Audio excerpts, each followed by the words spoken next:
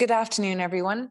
Hi, my name is Dee Ryan. I'm the CEO here with Limerick Chamber, and on behalf of myself and the team at the Chamber, it is my pleasure to welcome you to today's session. Today's event is a collaboration with Peninsula HR and through the VHI with the Limerick Mental Health Association. And it is designed around supporting you, our members, in making that transition back to the workplace. We just had our first, our board meeting of the month this morning, and there was a lot of discussion around the table about the different approaches that people are taking. And so I would hope to be seeing some good questions coming through in the chat box through this session and some good discussion here, because I know that there's a lot of varied and different approaches being taken by organisations. I will shortly be handing over to Paul O'Carroll, who's Business Development with Peninsula, to give their welcome and to introduce his colleague, Kevin Callanan. And following Kevin's presentation, we'll be going into a presentation from Lisa O'Rourke-Scott of Limerick Mental Health Association. All of the links for today's speakers will be circulated post-event. As we will also circulate a recording of the event in the coming days. And we'll share information on further events that we have over the coming months. A reminder to you all that your membership of Limerick Chamber is organisation-wide. So please feel free to share links to events with your colleagues. And if they're not already on our circulation list, on our email communication list, I'd urge you to get them to log into your member information centre and update your member info to ensure that they're getting these email invitations as they come out on a regular basis. We're also in the process of finalising the next edition of our member magazine. So again, just a note to everyone on the call today to just check into the member information centre and update your company details to ensure that they reflect your current details, because we will be pulling through from there and publishing that in our member directory in the next edition of Chamber Connect magazine. So before I hand over to Paul, I'd just like to thank our event and marketing manager, Caoimhe Maloney, for all her work in coordinating and preparing for today, and to wish the speakers best of luck, and to say thank you to everyone for joining. Paul.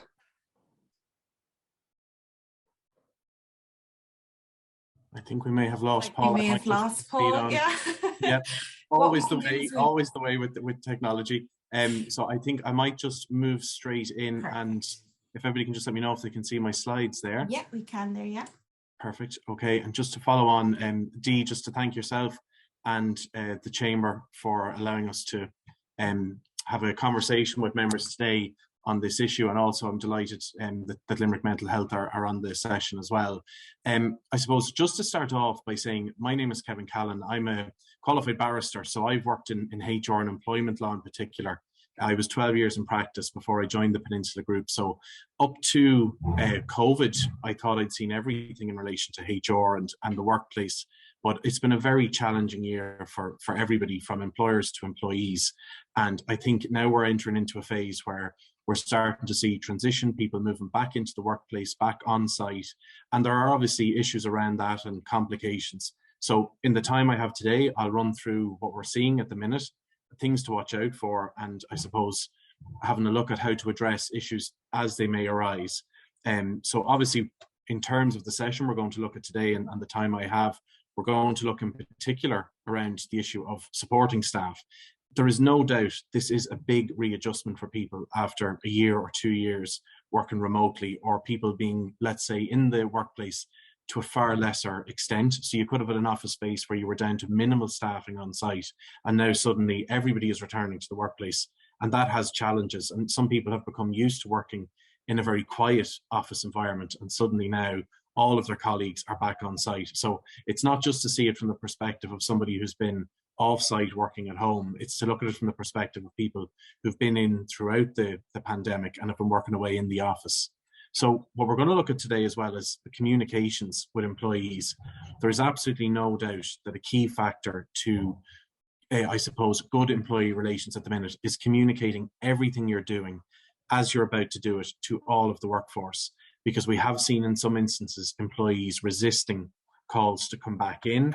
We had some in the last few weeks where we had the storms back to back for a few days, where employers were finding it very difficult to get people to come back in circumstances where the business was open and they needed people to come back in, but they just were not willing to do so, or were flagging concerns even down to the weather. We're also going to look at the issue of staff surveys. I don't know if anybody has been doing these with their workforce, but a staff survey is, again, a really good idea in terms of taking the temperature of staff to see if there's an issue, which potentially is going to cause an issue if you try to bring forward a procedure around working practices. We've seen through COVID that there was, at the start of it, a number of employers who would have asked staff to change work practices or asked them to, cover different areas they would not necessarily have covered before. And in the round, staff were happy to do this and were willing to facilitate the employer. We've seen some situations arise now where the employer is trying to, make what would be deemed to be a reasonable management request, that staff are starting to feedback, no, we're not happy with, whether it's a new duty or responsibility or a work practice. So again, a staff survey really does no harm to have a look at those in terms of getting staff on board or on side in terms of a practice that you're looking to introduce. And then obviously the whole issue of remote working and flexible remote working, which we will cover as well. Now, the one thing I would say to everybody who's on the session today, there have been an awful lot of mixed signals around the issue of remote working, which we're going to cover today. Staff are confused, staff are not aware or familiar with what exactly is or is not in place around remote working, and people are requesting remote working. So again, from the employer side and HR side, it's a case of being very clear and concise with everybody in terms of what the company's approach is. It is not feasible for a number of reasons, for a number of different types of organisation, to facilitate ongoing remote working. It could be some kind of a blend or hybrid, but remote working is not for everybody, and therefore we'll look at it as we go through the session today. In terms of readjusting and coming back into the office, it has been, in the course of the last week to 2 weeks, an area of uncertainty and some confusion. And what has happened is we've seen different organizations who would have different teams. You could have your finance team, you could have your accounts team, you could have your operative section, different departments. And it's a case of bringing people back in and adjusting them back into the workplace. I suppose we have seen one benefit from the whole pandemic, and that is the increase in email and WhatsApp and other forms of communication of an electronic nature to ensure that there is timely communication.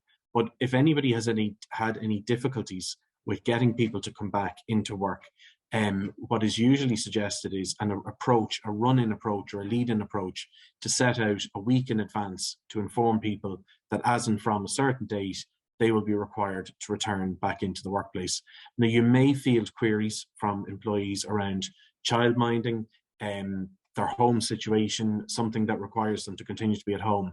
The general principle that's applied at the minute is, and will be going forward, is that if somebody has a contract of employment with you and their place of work is the office, the public health guidelines have eased, and therefore it's time for the person to return to the office. Again, you may have a particular situation where somebody requires to have a conversation with you about the work situation or where they're to work. Assess those on a case-by-case basis, but in general, give a lead-in communication and let people know that you need them to come back to work. The other issue there is obviously any developments that happen in the workplace. So obviously this is around seating, locations of staff, and where they're going to be placed in the office, and also a support system. So I would suggest everybody have a look back through your documentation, so principally your employee handbook, to see, do you have sections in place there around the whole issue of, if somebody has a grievance, if somebody has an issue they wish to raise in relation to their line manager or in relation to a colleague, something to do with the work practices that are there, that can be investigated and dealt with internally. Unfortunately, we've seen a couple of scenarios in the last few weeks where people return to work and effectively within days just handed in their resignation. And it was nothing to do with the company, it was nothing to do with the work practices. The person had simply just tired of the job, tired of the role, and when they came back to the office, they just decided that it wasn't a fit for them anymore, and possibly they were looking to move to something else, or possibly just to cease employment altogether. So you may have scenarios like that come up. as you go along the way. Now, I know you have a representative from Limerick Mental Health on the call as well today, but it's something to watch out for, and we would always strongly suggest is that people can be dealing with external issues around stress or anxiety or a concern that's not necessarily work related but has an impact on work. So it is always a good idea to make sure that if somebody raises something with you that's of an external nature, such as a family situation, a home situation, you should encourage them towards counselling to see if they can be assisted to help them with that issue so that it doesn't impact on their job, their role, and their work in life. Because there's nothing worse than seeing a good employee being lost to an organization where, you know, there was something external that they needed some help with and that they, you know, they reached out for some assistance. It's always a good idea to ensure that they have some access to supports which are confidential in nature, where they possibly can get some guidance and assistance with that. Very, I suppose, importantly, in terms of what we're dealing with at the minute, we're seeing an awful lot of announcements from central government around the issue of the right to request remote working. We're seeing a number of issues around the right to disconnect. And I know yesterday there were talks underway at the Department of Enterprise between employer reps and employee reps on this whole issue of legislation around the right to request remote working. I just want to make it very, very clear today, because again, you may get a query after attending this session from an employee. There is, at the minute, no law in relation to the right to request remote working. And an employee, in my opinion, could always ask an employer, make a request for remote working, to change their days, their hours, to have a conversation about the role. So there's never been anything to stop an employee from asking the question in terms of whether or not they could work remotely. What has happened at the minute is government is looking to legislate to give people the right to request. And there are a number of grounds in the draft legislation where an employer can refuse that request. Now, obviously, from yesterday's talks between the department and both sides, employer and employee, it's clear that one side are saying that the right to request is not strong enough, and the other side are saying that the list in terms of refusals should go further for them. So obviously there are two sides who are very diverse in how they're approaching this. From your own point of view, I would say it's assess it based on the company and the company's requirements, whether or not people can be facilitated in that. But in terms of a document to have a look at after today, I want and would suggest everybody to go back and in particular take out your staff handbook or your staff policies and procedures document. And there are a couple of policies that I'll suggest today and that you may just want to note down. The first of these is the issue of computer usage. And I would suggest everybody have a check of their computer usage policy. Employers should give themselves the right to audit and check work devices when people are working remotely. And this links in with the hours people are logging on, logging off, also in terms of content, but also in terms of data. And that's another thing to keep an eye on in terms of client information or company information. Obviously, if people are working remotely, there is an obligation on the employer to make sure that the hours they're doing are not excessive. So again, just have a look in your handbook to see what is the policy around the hours of work and how you're checking those or recording those with staff. A number of organisations at the minute are also taking staff in for the first time and are looking at a new employment relationship with new starts. So it is extremely important to set out at the start what the expectations are from those people who are starting with you, whether or not it's on-site work or in the office, or whether there is a hybrid model in place. We have seen some situations recently where people were employed and within a short time of being employed raised objections to the fact that they were required to be on site for a certain amount of time during the week. So again, that's something that can be avoided and prevented if there is a good communication and a clear expectation at the start. Other areas at the minute to keep an eye on would be performance objectives. So again, for staff, throughout the pandemic, people were working remotely. It was very much people were achieving what they could achieve in very difficult circumstances. With people coming back now into the workplace, it's important to set out what the objectives are, and in some cases to phase people back in and to give them time to adjust and to become, familiar with their surroundings again and the work practices. Also, review all aspects of performance fairly.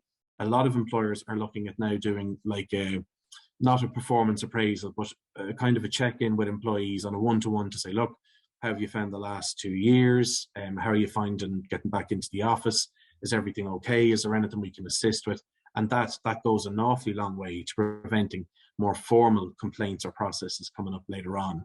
Obviously, development of employees is a key factor as well, and correcting unsatisfactory performance, and obviously then rewarding positive contribution.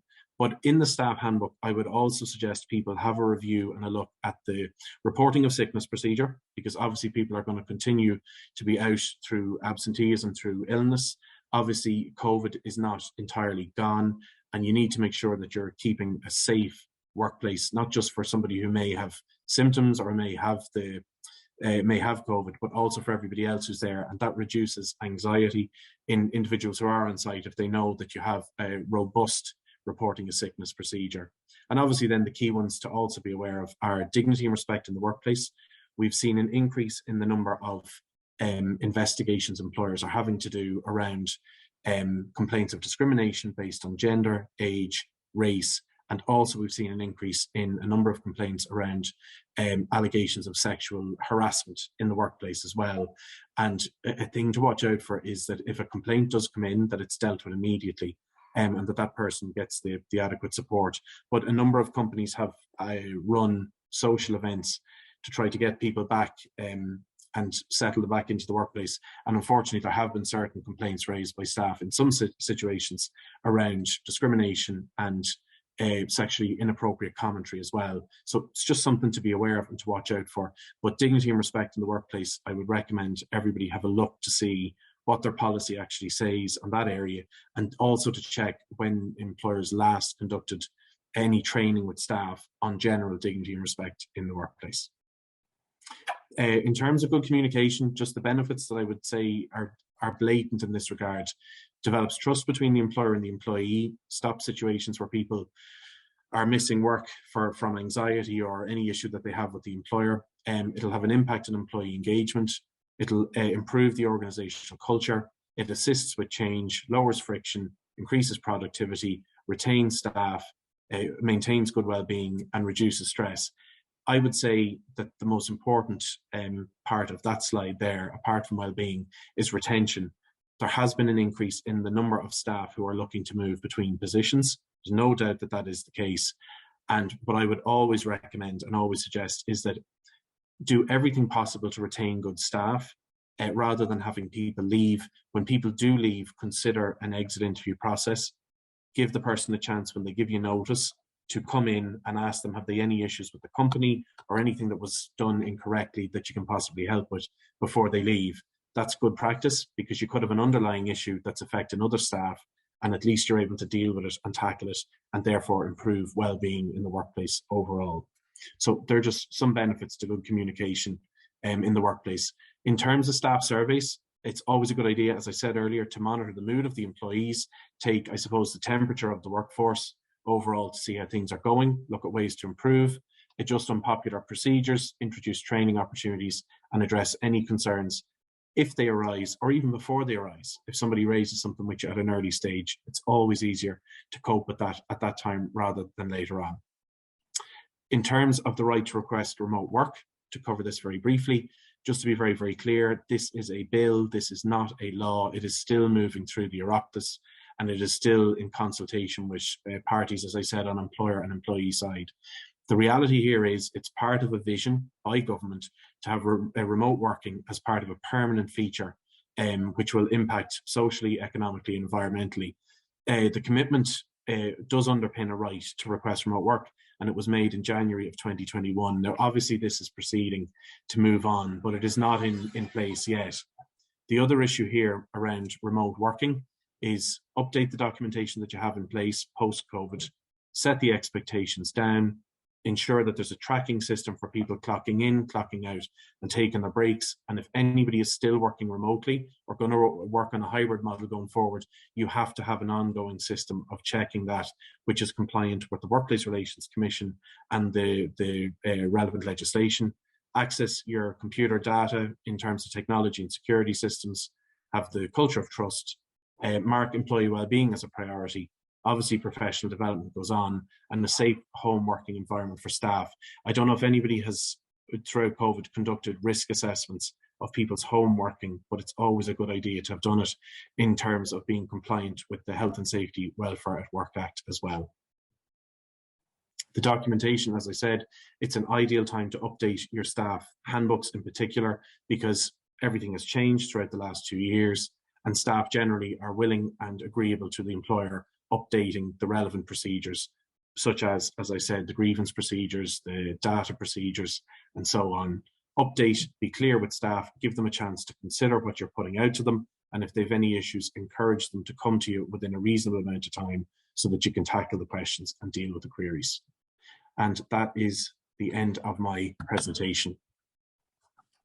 Thank you for that, Kevin. That was absolutely fantastic. And you definitely gave us some insights there. A lot to think about, some food for thought. And just to complement that presentation there, I'd like to welcome Lisa O'Rourke-Scott to present on behalf of Limerick Mental Health Association. So Lisa, if I could ask you if you could please share your slides there, please. I shall attempt to do so. Now, can you see that? Not yet. So if you could from the share screen. I might just escape. Also, I need to share first, maybe. Okay, screen share. Screen 2. Can you see that? No, I can't. No. There we go. It just took a little while. It needed the coffee. Right. Thank you so much for joining us today, Lisa. And you have a lovely campaign you want to tell us about. I do, and thank you for inviting me on behalf of VHI. I am the voluntary chair of the Board of Trustees of Limerick Mental Health Association, which is aligned with Mental Health Ireland, and I'm also a psychologist in TUS, where I teach and research in psychology. Can you see my second slide? We can indeed, yeah. Okay, sorry, it's just I've been caught this way before where I was happily clicking away and nobody was saying anything. So what I want to do today is give a brief overview about Limerick Mental Health and what it does. I'm going to talk a little bit about the topic of mental health and distress and how it works and how COVID might have impacted on mental health, and then a little bit about returning to work and some considerations. And then I'm going to do a little pitch for my own campaign for Limerick Mental Health Association. So what we do essentially is that we provide frontline support for people who are either recovering from mental illness or feeling distressed or feeling anxious, having recovered from maybe a suicide attempt, or maybe just experiencing depression or anxiety or whatever. We're also very involved in awareness raising for issues relating to mental health, and we do Limerick Mental Health Week every year, where we bring together various partners within the Limerick city and county area to talk about mental health, largely because we think it's important that, you know, the stigma that's associated with mental distress and illness is part of the suffering and shame that people actually have.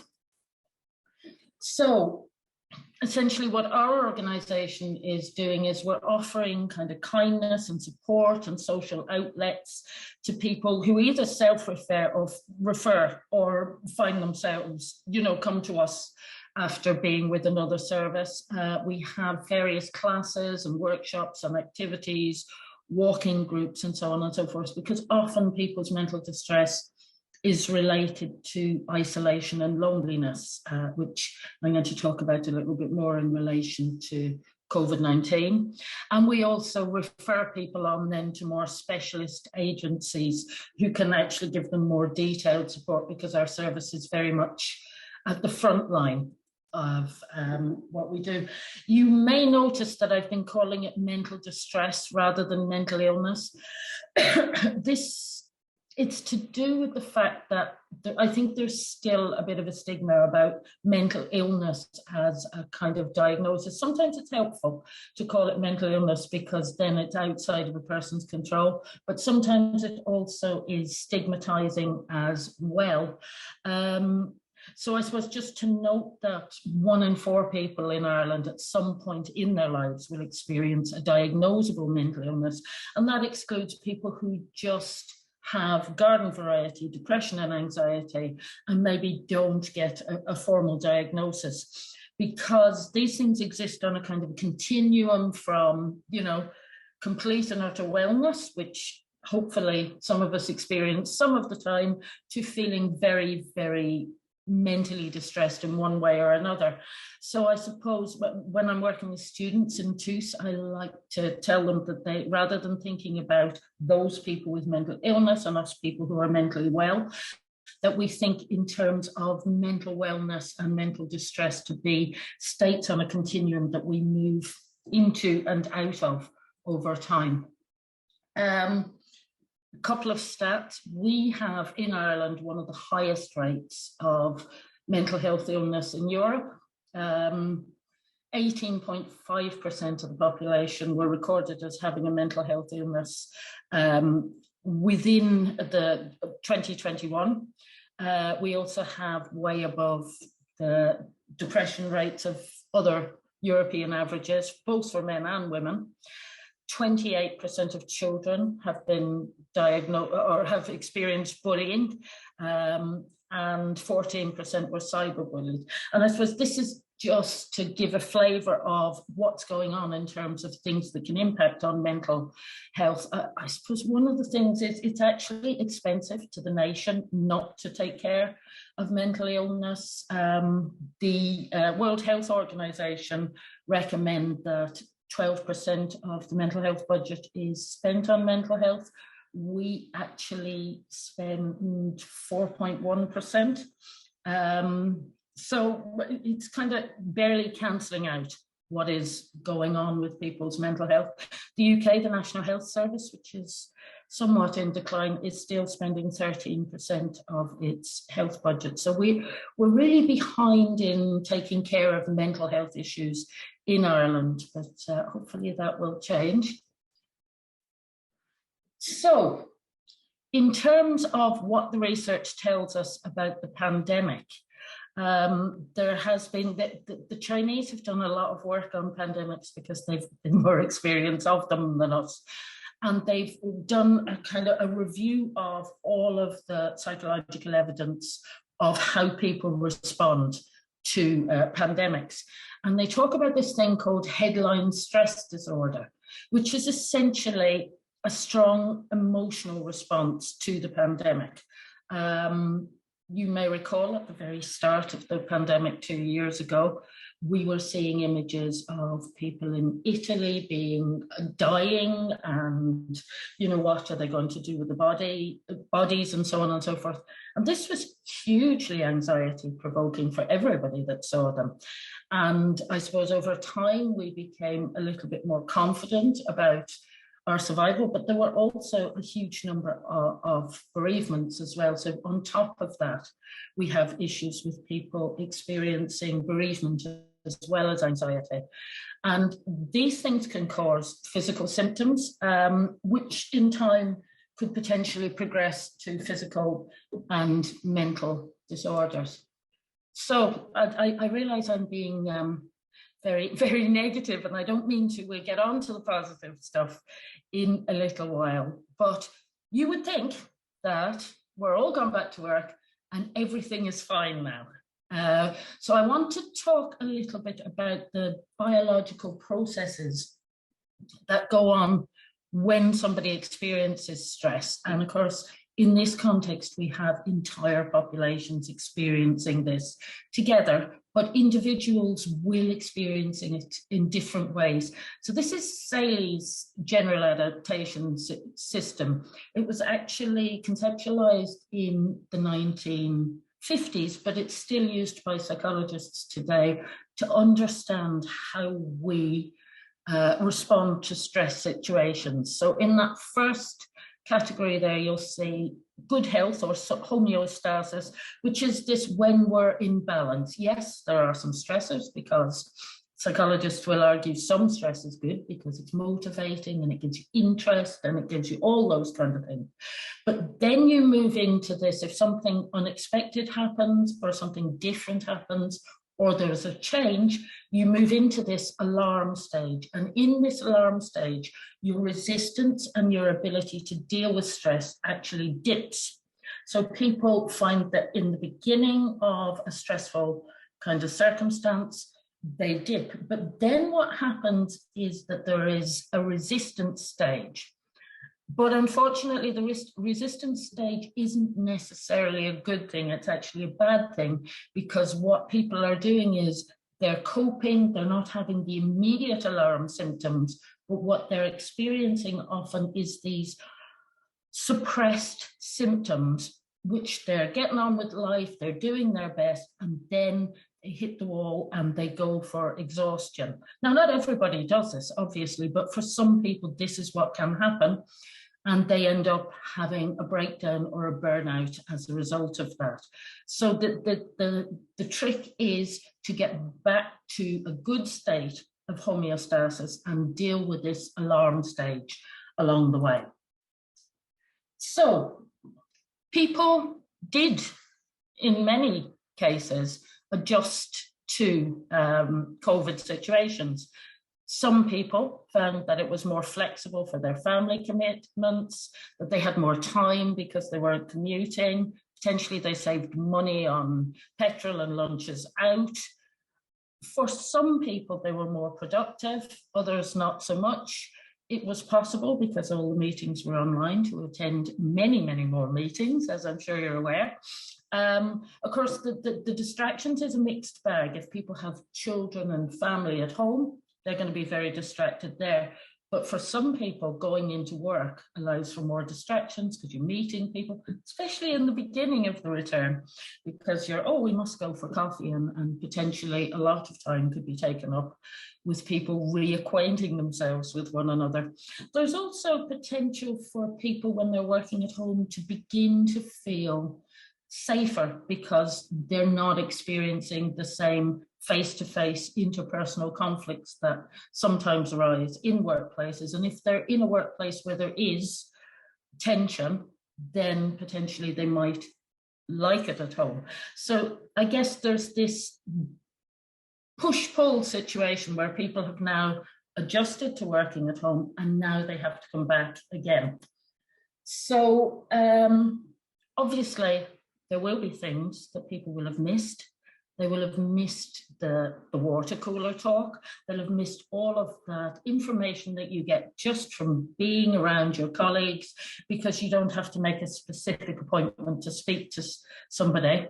They will have missed out on just the ease with which you can say, oh, so-and-so, pop in here, and just have informal queries and collaboration that isn't necessarily set up in the way that it would be if it were at a distance. They miss out on the bonding that comes from shared activities with the people you work for, and that these deeper personal connections. It's actually, there's a woman called Jehoda who talks about the nutrients of work. And one of the nutrients that keeps people coming to work is the relationships, provided they're good ones, that they build with their work colleagues, and the deeper personal connections. And you'll find that people develop a sense of loyalty to organizations because they have a sense of loyalty to the people that they work with. So another, and I mean, I could go on all day, but I promise I won't. There's another thing to think about in terms of people's individual personality characteristics. So you will have heard of introverts and extroverts. And sometimes people think introverts are shy and extroverts are outgoing, but that's actually not how it works in psychology. So extroverts get their energy from other people, and introverts get their energy from being quiet and being away from other people.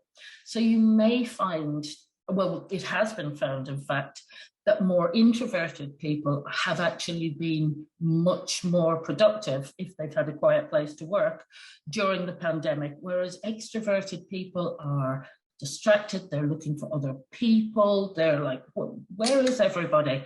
And they find it very difficult to focus because they don't have other people to work with them. And again, it's not a case of you're either an introvert or you're an extrovert. We all exist on a continuum. So we've all experienced a certain amount of these conflicting needs for human contact compared with less stimulating environments where if you're on the introverted side, you can sit quietly and get on with your work. So I suppose in terms of managing the return, a lot of what Kevin said is exactly what I think, except he knew way more about all the policies and procedures. And I was taking notes there, Kevin, that's going to be very useful for Limerick mental health as well. Some of the things to bear in mind in terms of people's experience of the return to work is that the physical environment might well be different. Things might have moved around. You might have to social distance more. As Kevin was saying, the clear expectations, taking time to talk to people, talking through the changes, asking people their expectations and concerns is all very important and healthy. I suppose one of the things that's coming up is this politicization of the pandemic, and people, and I believe it's anxiety based. When people experience anxiety, they're looking for ways of understanding things. They become distrustful of what people tell them because they feel like everything is out of control. So I would suggest not getting into it with people. We don't have to wear masks anymore, so maybe just avoiding the entire debate, because you don't want a new source of conflict when people do return to the workplace. And also, it might be useful to hold some kind of informal event if you are bringing people back to the office to break the ice. And I have a little suggestion for you, because I'm here on behalf of my charity. So, Mental Health Ireland have put together this campaign, which is called Hello, How Are You? And they're asking everyone in Ireland to come together on the 7th of April and say hello, and I'll explain what that is, and ask somebody, how are you, but really with meaning and really listening to the answer.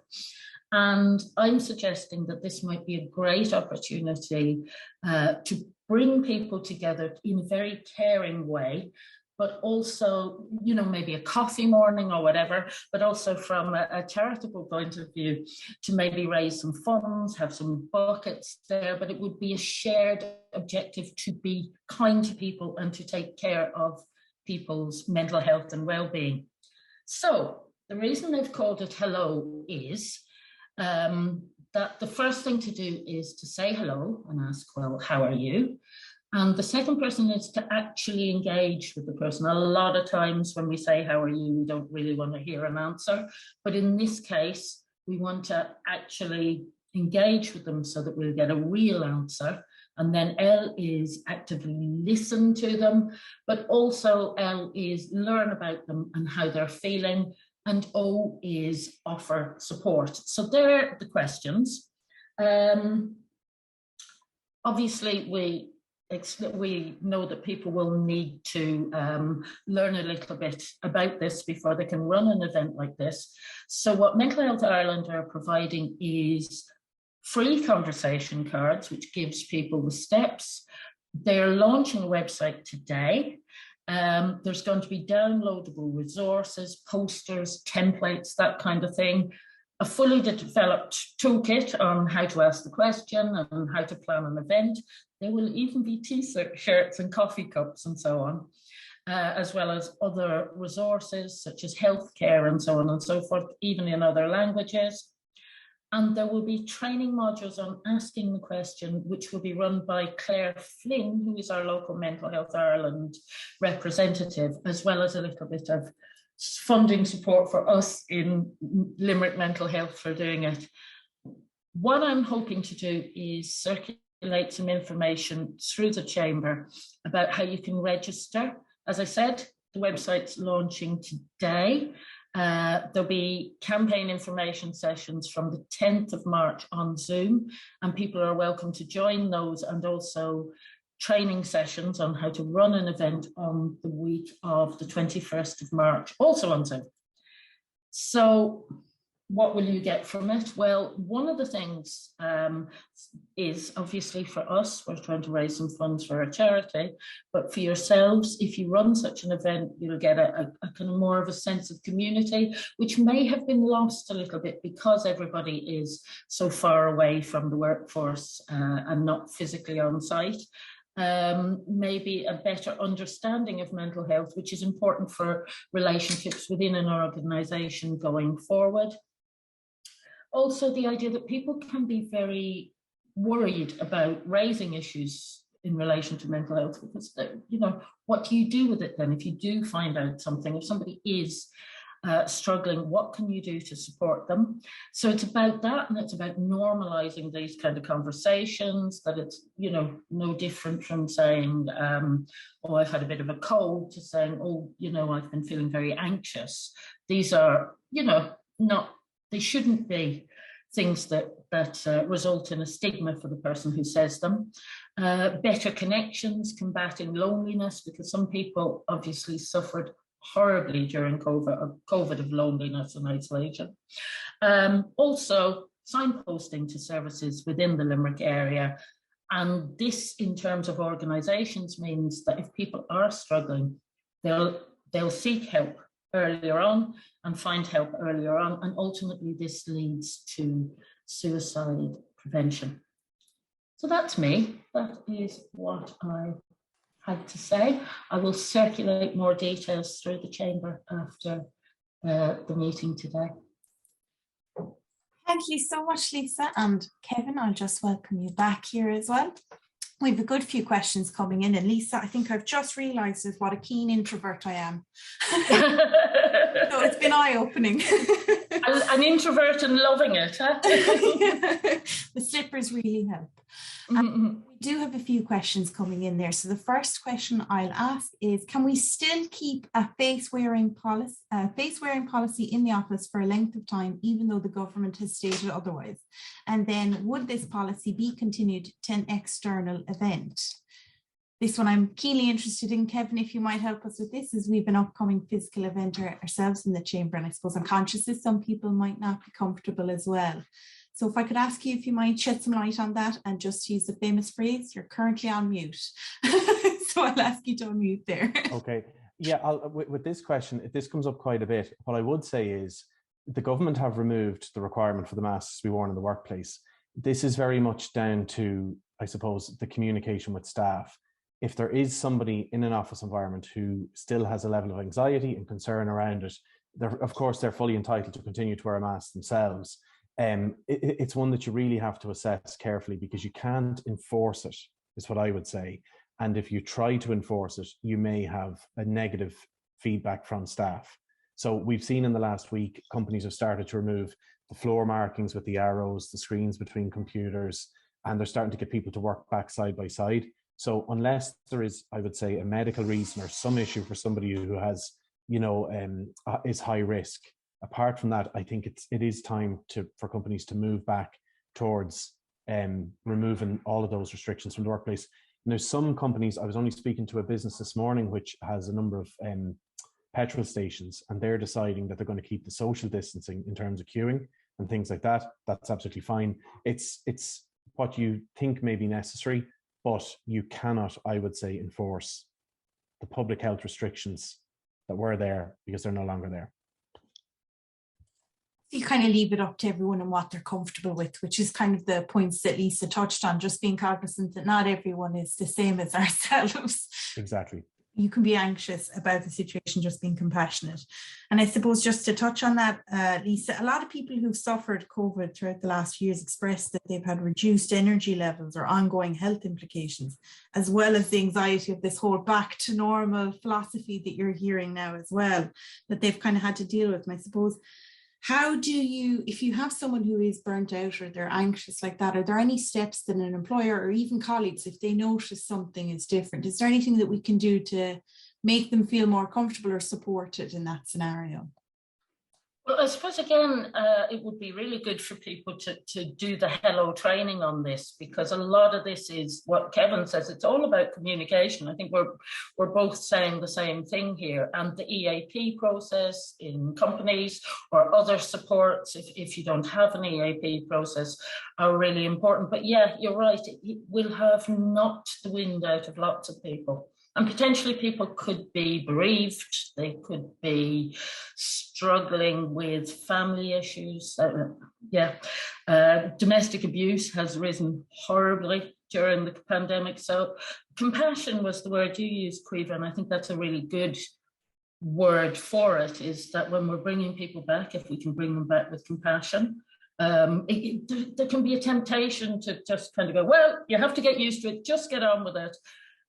It's not that that's mean, although it is. It's more that it's practically not a good approach if you want to bring people along with you. So compassion actually will probably get people to a more normalised working environment quicker. Thanks for that, Lisa. And I suppose, yeah, that's the kind of Irish way, isn't it? Where it's like, sure, you'll be grand. We'll go on with it. So no, definitely. And I suppose in terms of workout there, Kevin, you've kind of illustrated that the regular engagement with your staff is key to this. So the ongoing surveys and like the one-to-ones, and I suppose just being cognizant, even with the one-to-ones, sometimes you mightn't feel the gumption to explain if you are feeling anxious in the workplace or anything like that. So I suppose employers can kind of look at that and just keep that in mind when they are dealing with their staff going forward, and especially in this time of change where they're returning to the office. And just to touch on that as well, communication, definitely in a part of communication we all forget is that actively listening is part of that. Communication isn't just delivering the message, it's actively listening as well. So I'll take any questions that are in the chat there. So if anyone has any particular questions that they're trying to face at the moment or they're trying to navigate for our speakers today, you can pop them in the chat there. Lisa, you touched on the stats there, which were kind of terrifying, that Ireland has the highest depression rates in Europe. Really, yeah, I didn't anticipate that. So I suppose it could be something that we implement in our policies going forward in a HR aspect.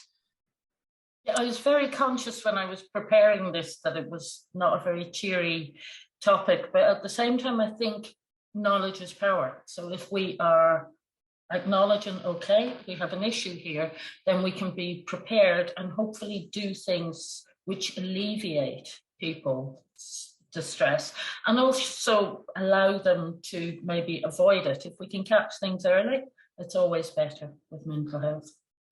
Definitely, yeah, and we'll be sharing the details of that event, the Hello campaign, on our socials and within our newsletters as well. So if anyone does want to find out more information, it'll be shared post-event.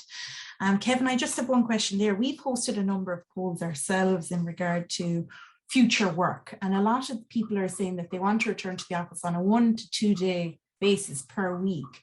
And I suppose managers had to pivot so fast at the start of the pandemic in the midst of chaos in the remote working styles. And I suppose now it has to be more a pragmatic approach in terms of security and the risks that you mentioned. And I know Peninsula offer a number of supports in that way with your regular webinars and everything like that. Is there any other resource or recommendations you could give for members if they are trying to find out more information to help them with that? Yeah, I suppose, Caoimhe, I would always go back to the staff handbook primarily, rather than seeking advice from outside, because there has been for a number of weeks now an eased return to work. But if it doesn't, I know I sound awful saying this, but if it doesn't suit a company for somebody to work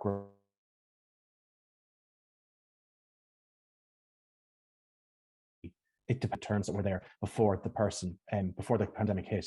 The other thing I just want to flag as well is, and I totally agree with Lisa, this issue of the one-to-one communications with the employees.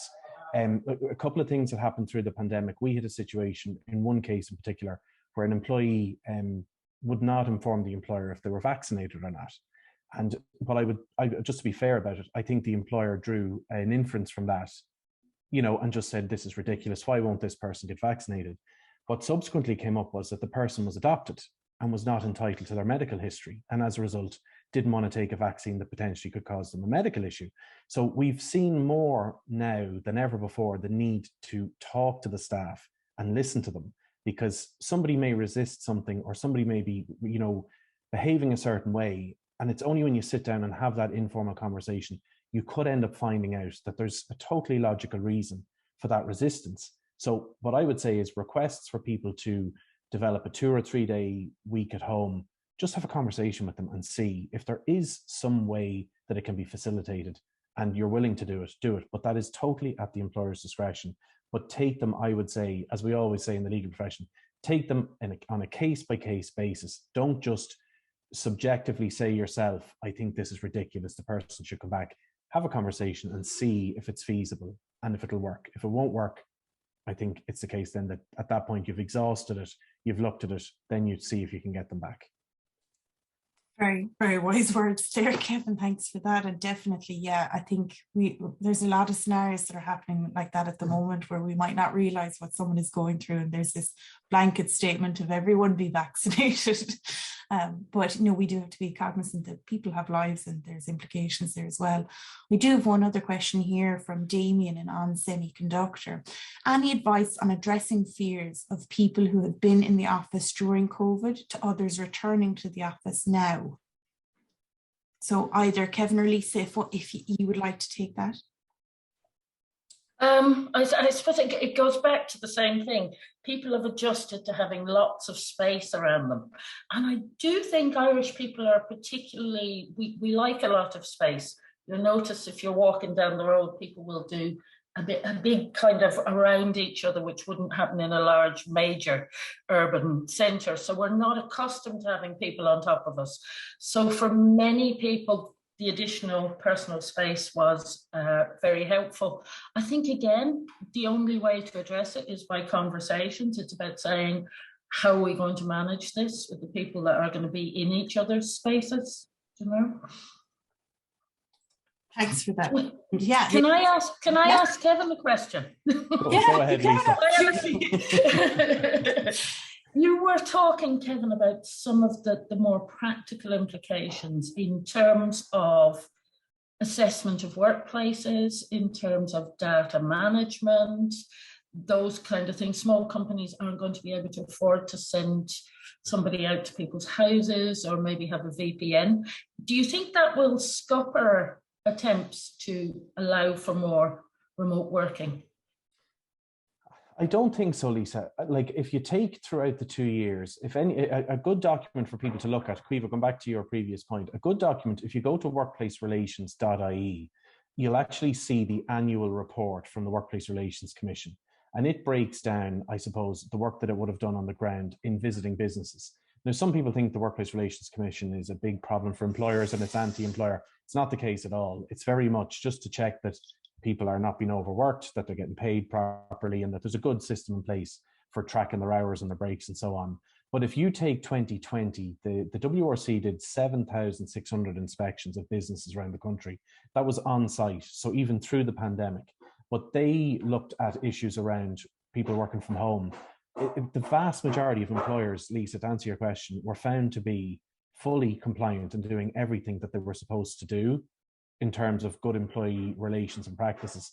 So what I would say is it's not going to hinder the whole issue of remote working going forward.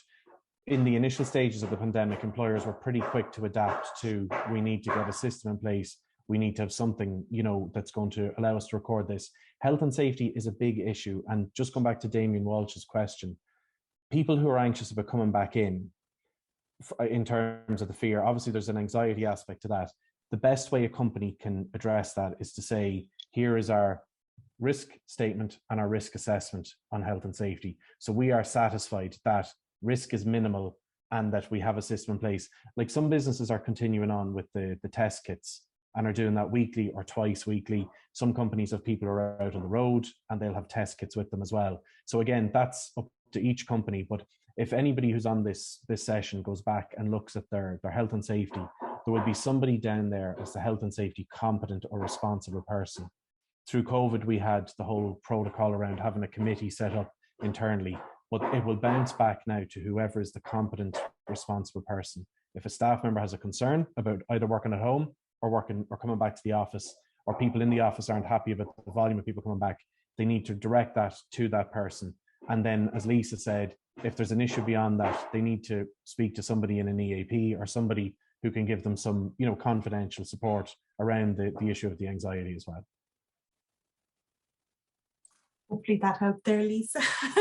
I'm just cognizant of time there, guys. So thank you so much. The presentations were absolutely wonderful. And like Dee mentioned there at the start of this webinar, we have been recording it and we will share with all the attendees. We'll just prove it with our speakers first. So it will be in the coming days. So just on a final note, thank Kevin so much for preparing such a fantastic presentation. And Lisa, thank you so much for providing us with an insight that might just take ourselves out of ourselves for a little while.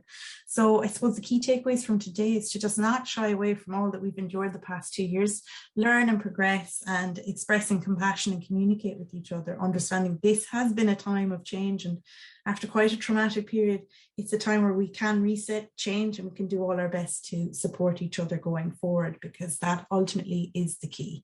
So thank you so much for joining us today, and I hope you have a lovely day. Thank you so much. Thank you. Bye-bye. Bye-bye.